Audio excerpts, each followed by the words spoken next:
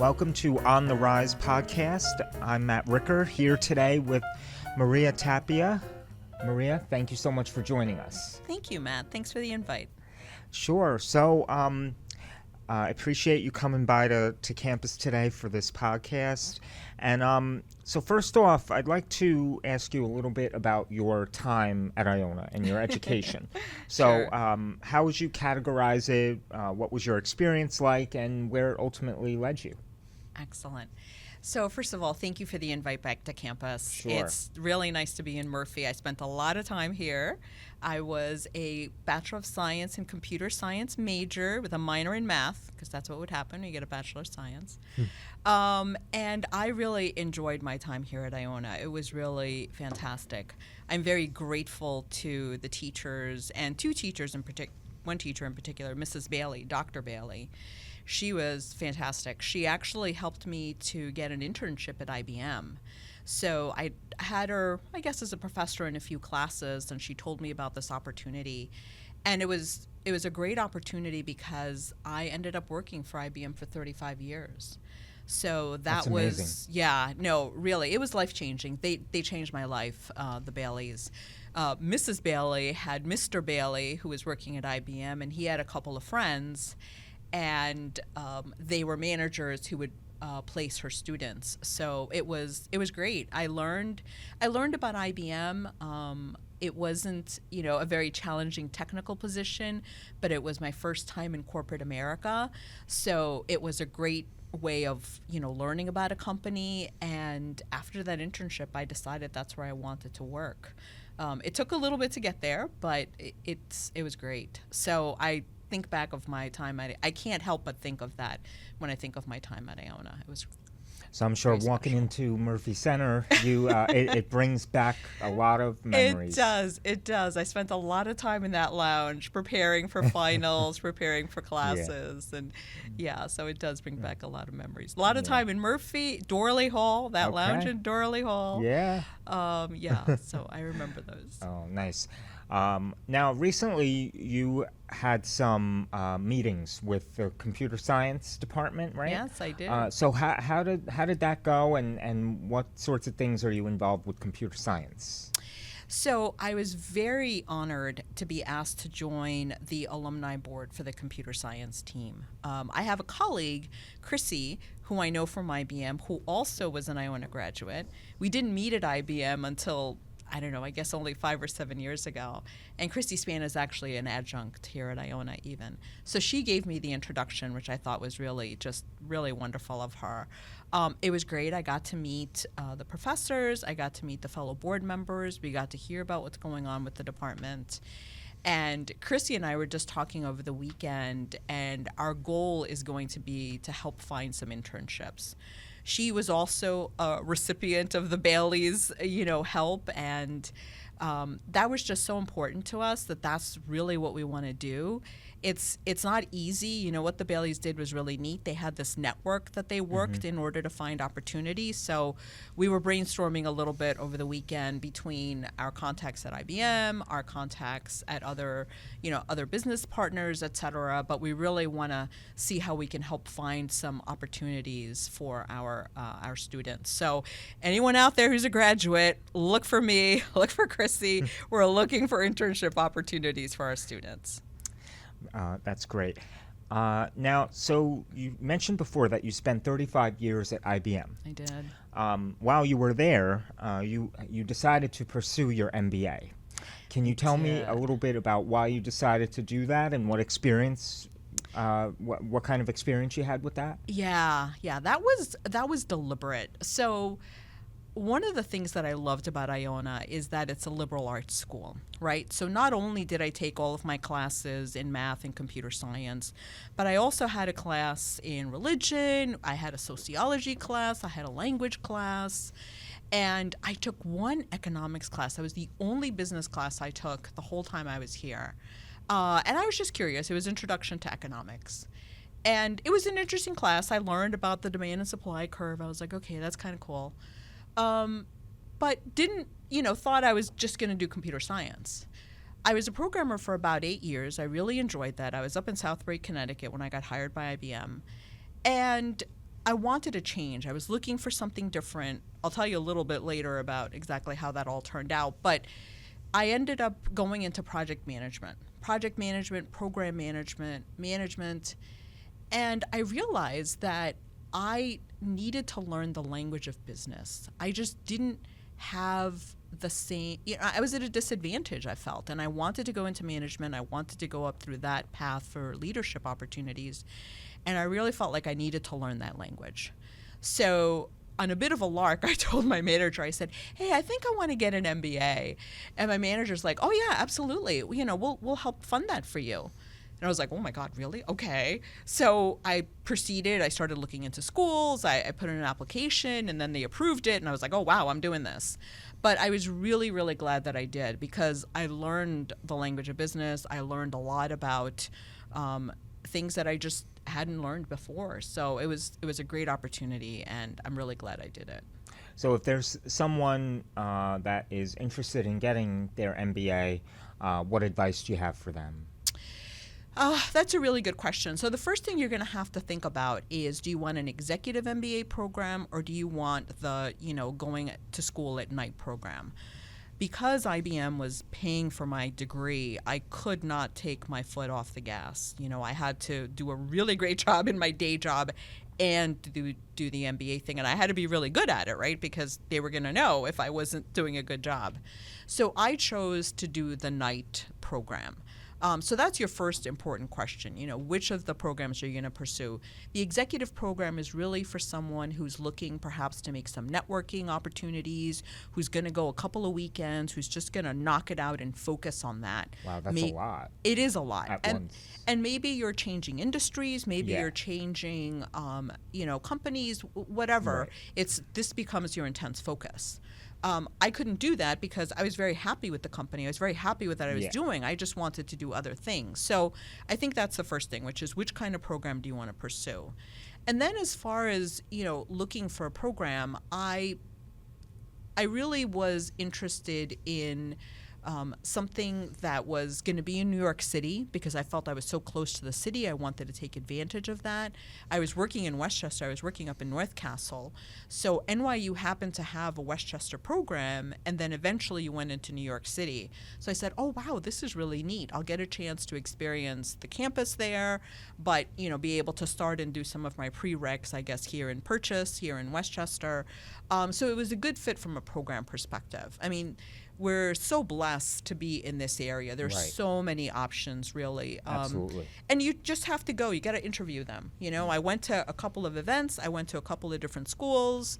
I met some of the graduates, the usual kind of, let's find out who these folks are. Right. But pretty quickly, I decided that it was NYU that I wanted to go to, and that's where I went to the Stern School of Business, and that's where I got my degree. That's great. So in your experience, what are some common misconceptions people have about career advancement, and how can they overcome these misconceptions?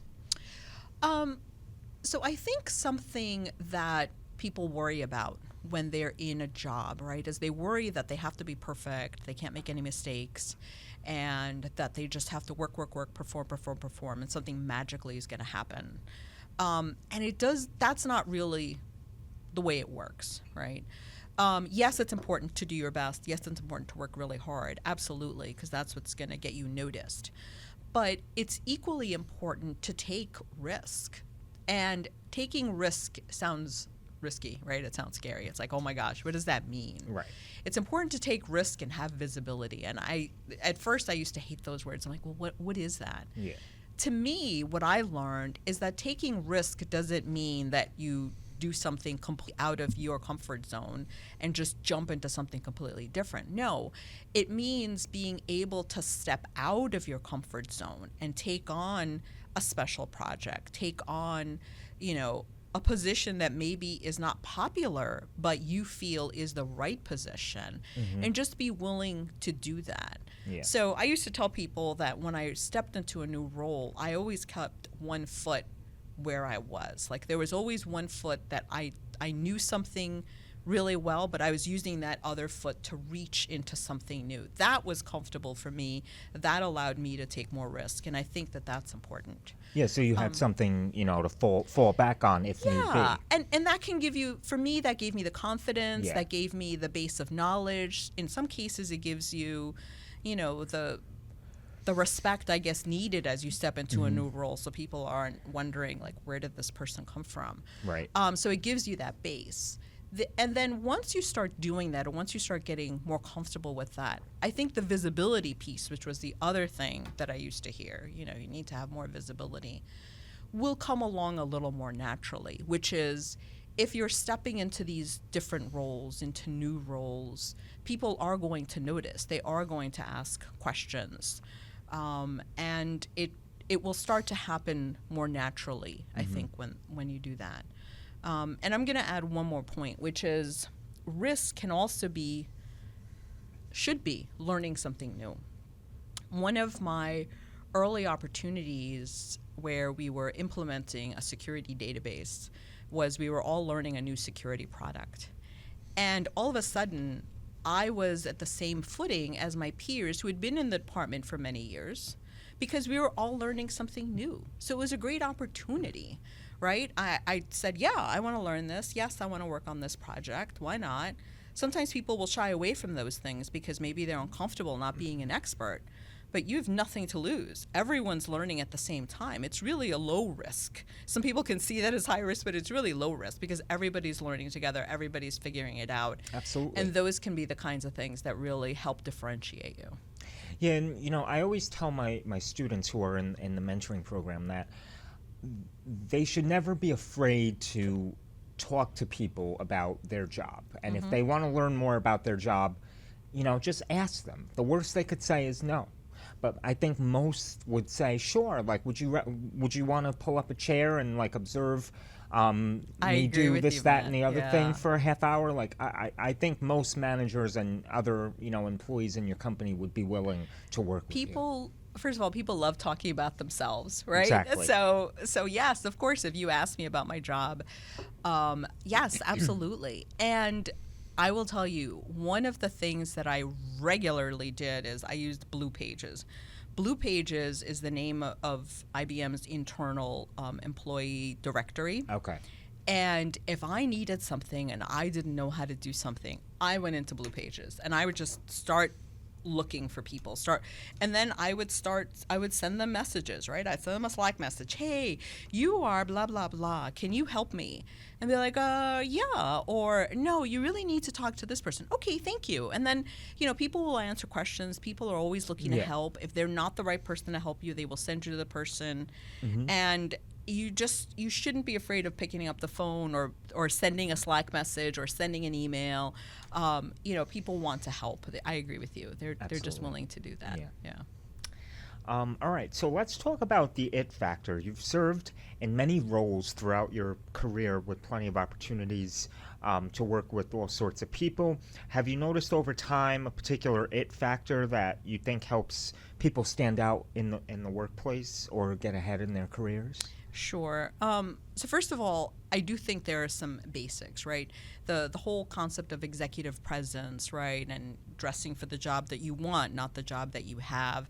That really is true. I had a mentor that I was meeting casually when I was working from home at lunchtime. And I, sometimes working from home, I wasn't dressing up. I was just kind of going to things.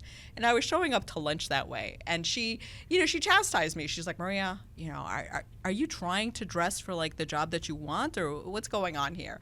And I was like, wow, no, she's right. She was my friend. But being my friend, she wanted to tell me I needed to kick it up a notch. And she was just reminding me of that, right? So it was really good advice, and I remembered. So yes, absolutely, all that stuff is true. But I think the other thing that sometimes, that in my experience, people gravitate towards are people who are open. And what I mean by that is people will gravitate to authentic leaders. And authentic leaders aren't perfect. They aren't always the ones who have the answer. Authentic leaders are people who are willing to engage the people that work with them to get their input for an idea. They're people who will say, hey, that didn't work well. Let's try it a different way next month. Or, okay, we got to prepare better for the next customer presentation. That is so important because people will work with you if they realize that you want to work with them. You're willing to learn with them. You're willing to help them learn, that this is not a, oh, wow, my way or the highway, or I know all the answers, you have to do it this way. So I think that's really important. I think it's a lot, I see a lot more of that, and I think it's just going to continue that path. Authentic leadership is really coming into its own, I think, and you'll see more of it. It's important. Yeah, and I think a lot of my students expressed this to me this past semester, but one of their main fears was just getting a job and then expecting to know everything on day one. And I said, Right. well, that's not the case. No. You are not expected to know everything on day one. You're Yeah. going to have to be trained. You're going to have to learn from other people. There's, I agree with you. I agree with you. And actually, I tell students that when you're interviewing for a job, you should ask, what is the training plan? I'm a self-starter. I'm willing to learn manuals, but is there going to be a class? Am I going to be assigned a mentor? Right. You want to learn before you even step into the role, how is this going to work? Because it's important. And you also want to ask, what does success look like to you in this role, right? How are you going to be measuring my success? Because you want to get those things out there. Yeah. And yes, worrying, oh my gosh, they're going to know that I don't know. They know you don't know. You want to find out how they intend to teach you, and then how they're going to measure that you are learning and progressing and so forth. So, yeah. So what's your most favorite memory here at Iona? And if you can do it all over again, what would you change? I don't think I would change anything, to be honest. Lots of firsts, right? I came to the U.S. when I was 7 from Peru, and I was so happy to come here to Iona to go to college, and that was just great, right? And life-changing. I told you about the ballets. I can't imagine that I would change anything. My favorite memories, though, I think are really meeting some really good friends. I have a good friend, Kate, who I've known ever since we were at Iona. I met her. She was in the honors program. I met her on the front of Spelman Lounge, and it's going to be a long time since we met, pretty soon. And the Rudin Center. She and I were both tutors at the Rudin Center. Okay. And we had so much fun. We would meet all sorts of students, and it was just a really great environment. We were all there to help each other. People would come in, to look for help in different courses. And I can't remember what she was helping with. I was doing some computer science and some math, but she was there too, and a couple of other friends. And we just had so much fun. The lifelong friendship, I guess, would be a wonderful memory. Yes, I had a great time in computer science. I learned a lot. The honors program gave me the opportunity to have some classes where, I took that economics class, I took a Shakespeare class, I took this really cool music class, which was intended for seniors. That was pretty exciting. So I guess that's also the honors program has some great memories for me. But yeah, it was a great time. That's great. What was your favorite course? My favorite course, it's got to be that music class. So Okay. It was this history of music class, and we learned about swing, we learned about the blues, we learned about the Beatles, actually as a course. So it was like music and history, kind of? Yes. It was music and history, and it started in the time of swing. And I remember, dragging my dad to a church somewhere where we listened to this jazz quartet. I'd never listened to jazz, and I was learning about jazz. And it was really neat, because another one of those changing things, right? I love music, but it gave me a greater appreciation just for lots of different types of music and the history, evolution of music. So that was great. That's great. Yeah, I mean, thinking about the history of music, that's not really taught much in high school or even in college, unless you take a Exactly. specific course like that. So that's amazing. So let's shift gears to networking.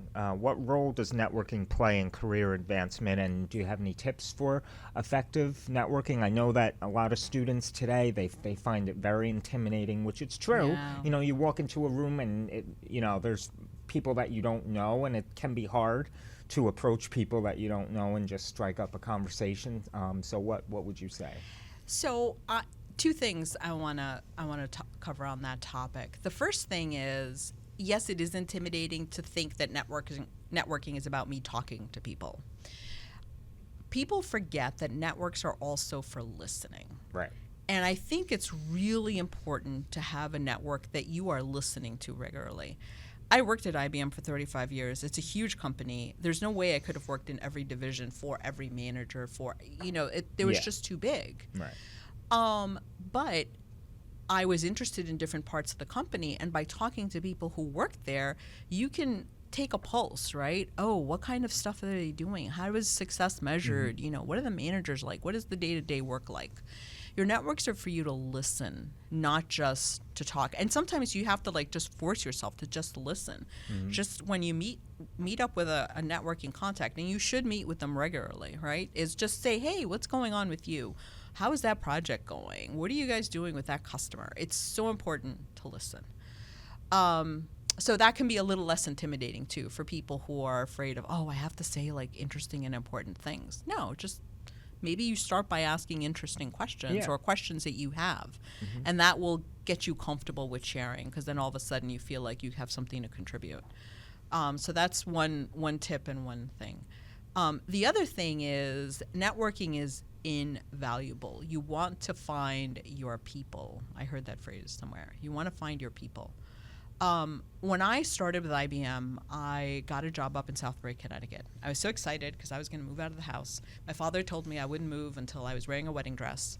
And, he was a good dad. He knew I got a job and I had to move. So I did. But I didn't know anybody there, so I had to make friends. I certainly didn't know anybody at work. These were all brand new people to me. And I did my job. I knew the people I worked with. I made some friends. But I didn't have a networking strategy for learning about the company that I was in. I had no clue. I got to the point where I didn't want to do that job anymore. I thought it was a good job, but it was changing, and I wanted to do something else. And I didn't want to be in Connecticut anymore. So I didn't know what to do. I didn't tell anybody. I didn't tell my manager. I didn't tell any of my friends at work. I just decided I was going to write my resume, and I was going to go to a job fair and get a new job. I just made that decision completely in a vacuum. And I got a job, right? So I handed in my resume. I got a call back from what eventually became Accenture, Anderson Consulting at the time, Accenture now. And they put me through several interviews. I went into the city, and I got excited. They were telling me about consulting. I was going to travel the world, wear fancy clothes, and travel the world working with clients. And I was like, wow, this is amazing. Exactly what I want to do. So I tell my boss back at IBM, and I'm like, hey, I'm going to get a job. And he was shocked. He's like, what? And I'm like, well, yeah, I'm excited. I'm going to get this new job. And Charlie Sharman, I love this guy, and I've talked about him before. He was my third line manager. And he said, Maria, he says, this sounds like a good job, but we do that here, right? I had no clue. Maybe I had half a clue, but I didn't really understand. And I didn't know how to get a job there. I just didn't know what to do. And he said, we do that here. Why are you leaving? This sounds like a good offer, but it's not a great offer. So he made my manager find me 2 jobs. Who does that? Man was amazing. Made my manager find me 2 jobs. And they told me, this is not how you get a new job. I'm like, no, I didn't know better. I didn't know that a network would have helped me. So I picked one of the 2 jobs. I got to New York City. I was a project manager. IBM was willing to invest in teaching me something new, which was project management. I was going to work with clients. I was going to work with U.S. clients. I was going to visit, and it was a fantastic job. And there, I finally hit into the IBM employee resource groups. I found the LatinNet resource group, which was our fantastic IBM resource group. I met so many people from all parts of the company, so many leaders. I had some amazing mentors that I met through that group, and I found my people. I had just missed out on such a rich career experience because I hadn't taken the steps to meet folks. And I've encourage people to just go look and find your people. In some companies, you do have something formal like employee resource groups, but maybe it's the softball team. Maybe it's the group that goes out and does volunteer work, because I did some of that, not the softball piece. Yes, it could be anything, but look for those opportunities, because that's how you're going to find your people. That's how you're going to find out about job opportunities. Once I made that connection, I knew where to go to find jobs, and jobs found me through that network. So that's great. Super important. So you mentioned mentorship. So what role has mentorship played in your career development, and how have you sought out mentors throughout your journey? So again, mentorship, so important, right? It's important to be a mentor and to have a mentor. You shouldn't just have mentors, right? It's like, hey, I need people to help me. No, you want to help people because whatever you've done, somebody else will benefit from. Whether it's you did it right or you did it wrong, trust me, someone else will benefit. Oh, someone has always something to share. And you should look for mentors that have different experiences. You know, I had a mentor who I know she would just tell it to me straight. And I was like, all right, I'm going to go talk to her. I know she's going to tell me what I don't want to hear, but I want to hear it. I need to hear it. And then I had other mentors in different roles, some who were sponsors and actually helped me find jobs, but others who were just a great listening ear for when I was running into some difficulty at work. Mentors are really important. And like I said, it is important to also be a mentor. And your mentees will teach you things. Right. They'll teach you about parts of the business you don't know. They'll teach you from their experiences how things can be perceived. As a leader, you know, the higher you go, I guess, it can be hard to hear the things that you need to hear because people might not tell you. Right. And having a mentee, maybe from another area, will help you to get some of that much needed input and help you to reflect even on your leadership style and things you're doing as a leader. So it's very valuable to have mentees too. That's great advice. So now looking back, is there any advice that you wish you had received earlier in your career that you would like to pass along to others aspiring for career success? So I have two things, and I'm smiling because it's just kind of funny. So in computer science, well, let me just tell the story. When I first joined my department, maybe a year or so in, this guy, Greg, who was working with us, got a job in a different department. And I was just like, what is it that he's doing? What else could possibly be happening in the company? I was like, wow. I had this burning question. What is it like over in the blah area, whatever, this other area? So I ran into Greg and I said, Greg, how is it? How is your new job? What are you finding? He's like, same old stuff, only the file names change. And I was like, oh my God. But it was so true, because a lot of what he was telling me is that the way that we work, you know, the departments were very similar. It was the same old stuff, only the file names, the data, maybe some of the data he was dealing with is changing. And I think sometimes we get intimidated about making a change or looking into something new because you're like, oh my God, it must be so different. No. Right. A lot of times it's same old stuff, only the file names change. So it's something to keep in mind. So that's one piece of advice I would like to give to people. Don't be intimidated by change or differences. The other piece of advice, which I heard actually on your other podcast, is all about the 401k. Make sure you're contributing to your 401k as a young student. Make sure you're buying stock as a young professional as soon as you have ability to. In my company, I was able to buy stock. And I knew about that because an intern told me I should buy stock so I could buy a house or pay for my wedding someday. And I was like, okay. No, I mean, I didn't have access to people to give me financial advice when I was that young. And this great intern did me a favor because I did buy stock as soon as I could. And I did use it to buy an apartment eventually. And, you know, look into that 401k matching program. I invested everything in bonds. Do not do that. I didn't know better. I had somebody else from work a few years later tell me, no, you need to, you're young, take risk, back to the risk, invest in stocks, not just in bonds. Anyways, those are important things to do when you're young, because if you get into the habit, it'll just help you throughout your career. So that's great. So lastly, let's end with some content recommendations.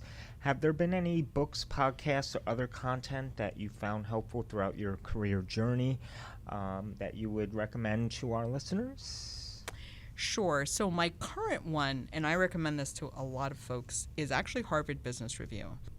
I started reading Harvard Business Review before grad school, and then obviously lots of case studies during grad school, and I still read it to this day. I confess that I don't read books as much as I used to. I don't know, I just started reading shorter and shorter things, so I read articles, 5 minutes, 7 minutes. I try to read a lot of articles. So I read Harvard Business Review. I'll get a newsletter comes into my inbox. I'm always reading an article. I was reading an article downstairs actually when I arrived here. So that's a great one. It's about leadership. It's about change. It's about strategy. It's about mentoring, all sorts of things, right? It's not about computers specifically, but obviously it's about those things. That's one thing I read regularly. The other thing is, from a newspaper perspective, I do read the Wall Street Journal and the New York Times. I like them both. I like different perspectives. I am a capitalist. I do believe in, working and jobs and so forth. I like reading that, and then I like reading the New York Times. I think it's important to get as many divergent points of view as possible. Sure. I think those two have a way of, providing different views on a topic, so I think it's important to do that.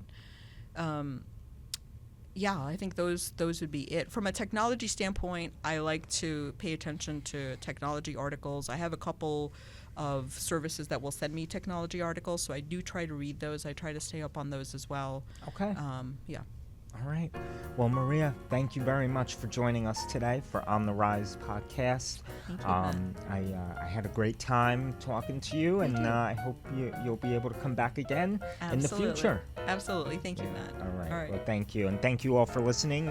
We'll see you back next time with another edition of On the Rise podcast. I'm Matt Ricker, and have a good rest of your day.